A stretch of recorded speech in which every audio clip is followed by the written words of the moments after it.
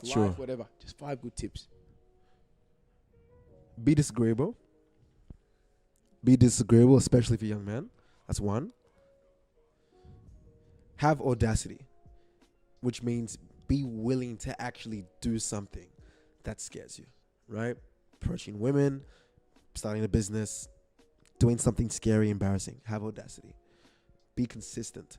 And that's easier said than done, but make it, especially if it's a new habit, like the first 6 weeks, like, this is, okay, there's this thing called NLP, which is called neuro-linguistic programming. I'm not going to talk about it at length because we need to wrap up this podcast. I know your microphone's nearly dead.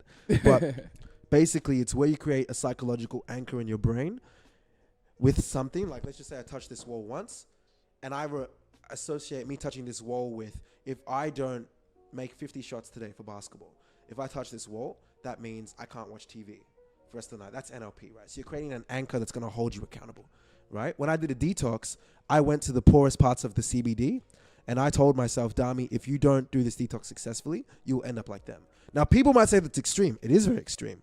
It is extreme. But again, you want to be consistent. You might not have to go that far. I dragged it a little bit, but you have to really create anchors in your brain that are going to hold you accountable. Yeah. So that's 3. 4, invest in self-development.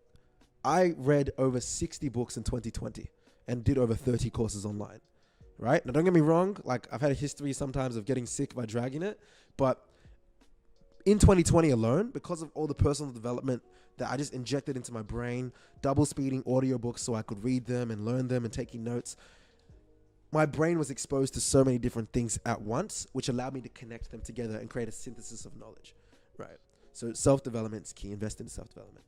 And 5, enjoy the journey. Like, it sounds corny as hell, but honestly, like, yeah, like, I still got a long way to go. Yeah, I'm arguably comfortable, but man, like I said, I'm happy that I face pain voluntarily every day.